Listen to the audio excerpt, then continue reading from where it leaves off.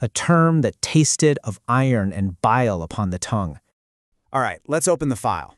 This isn't just another story. This is a cold case, a 1,000-year-old investigation into a phantom, a shapeshifter that haunts every corner of human history. It's changed its name, its methods, but its motive, never. Tonight, we're tracking the Gremlin strain. Every detective knows you have to start at the original scene of the crime. And for this one, we've got to go way back. We're digging deep into the soil of the 11th century, because this is where the trail begins, with the very first piece of evidence. And right away, we get our first big break. This word, gremlin. It's an Old English verb. It means to provoke, to vex. Now pay close attention here. It's a verb. It's an action, something you do, not something that just is. This wasn't the name of a monster. It was the description of a crime in progress. And this is the moment the whole investigation turns on its head. The phantom we're hunting, this ancient terror, it wasn't a creature at all. It was the act of provocation itself. You know that feeling when your own blood starts to simmer? That's the ghost. This primordial hostility, they called it Grom. And it wasn't some external demon. No, it was the spark of our own internal friction. It's the energy that turns a simple insult in a meat hall into a bloodbath. It's what twists a blacksmith's creative passion into a blind rage when the steel just won't cooperate. It was the stain of agitation on everything we tried to build. Okay, so our culprit is on the move. The trail leads us out of the Anglo-Saxon world and into continental Europe. And along the way, our phantom picks up a new name, a whole new identity, and, some much more sophisticated tricks. The plot is definitely thickening. And this is where we see the MO change completely. Back in the 11th century, the provocation was raw, it was physical, it came from the sword arm. But by the time we get to Gothic Europe, it's evolved. It's become a philosophical idea, the spirit of no. A force of pure negation. The haunting has moved from the battlefield right into the mind. So how does it pull this off? Well, it forms a conspiracy. Inside your own head. A kind of internal Grimian council. Your psyche splits into three voices. You've got the id, screaming for what it wants. You got the superego, the cold judge setting all the impossible rules. And then there's the ego, stuck in the middle, trying to keep the peace. They're all working together to create your own personal chaos. And here's the masterstroke. This is where the trap becomes absolutely perfect. That superego, that judge inside your head, doesn't just let you get angry. No, it sprinkles in a little guilt for good measure. And just like that, a temporary frustration becomes a permanent condition. It turns a bad mood into a life sentence you've given yourself. You have to hand it to our culprit. It's a master of adaptation. As the world enters the machine age, it sheds its old medieval skin. It trades in those soot-stained rags for brass gears, steam, and the oily heartbeat of modern tech. The haunting has found a new home. So let's lay out the evidence so far. You can see the pattern, right? We start with a visceral verb, a raw action. It evolves into a philosophical spirit, a haunting idea. And now, in the smog of 1920s London, it takes on a new form, a mechanical specter. The line of descent is crystal clear. This thing just adapts to haunt whatever we're most anxious about in any given era. And what's its new hunting ground? The cockpit of an airplane. This phantom now lives in that tiny space, in the friction between a pilot's focus and the sputtering cough of his engine. It thrives in that horrifying silence when the motor cuts out thousands of feet above the ground.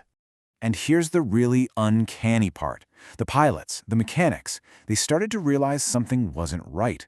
The failing machine, that wasn't the real problem. The stalling engine, the broken valve, that was just the stage. The real drama, the real Gothic horror, was the battle happening inside the pilot's own head to keep it together as his own creation turned on him. So you've got this ancient, soul-deep dread in a modern world that believes in science and reason. What do? Simple. You start a cover-up. You give it a new, sterile, clinical identity to hide what it really is. And this is where the conspiracy to mask the phantom really takes off. This ancient hostility now hides behind technical jargon. Engine stutter, instrument drift, magneto drop. These aren't just entries in a maintenance log, they're code words, modern spells. It's a brilliant way to blame the machine and completely ignore that ancient vexation stirring inside the person flying it. And who's running this cover-up? Our old friend, the ego. It's like the mind's weary PR manager.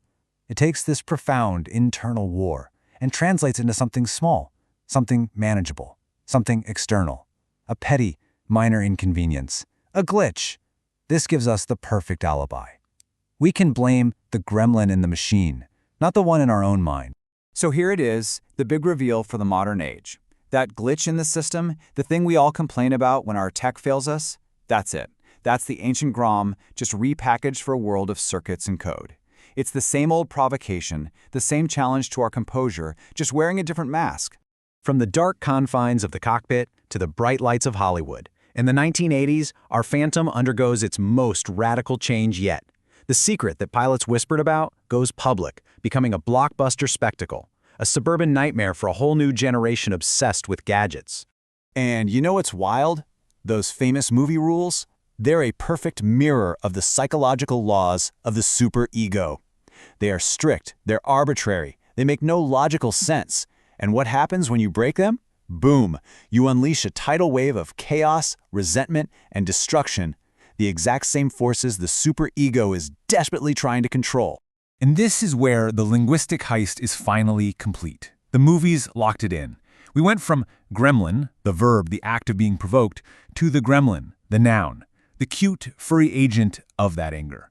Society finally had a marketable monster to blame, and the transformation from an internal feeling to an external creature was done.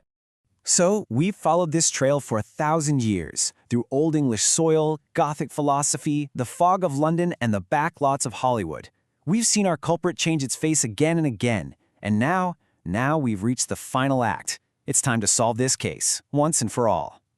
After all this time, after a millennium of misdirection and shapeshifting, who is the real culprit here? The answer was right there from the start, in that first clue. It was never a creature. It was an act. The final, chilling verdict of this 1,000-year investigation is this. We are not haunted by nouns. We are haunted by verbs. We are haunted by the act of provoking, the act of vexing, the act of letting our own composure shatter into a million pieces. And that leads us to the final, unsettling truth of this case.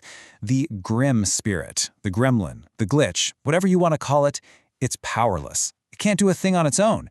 It only has the power that we give it. It can only thrive if we provide the fuel for the fire. And that fuel is our own infinite pride. Turns out, the call has been coming from inside the house all along.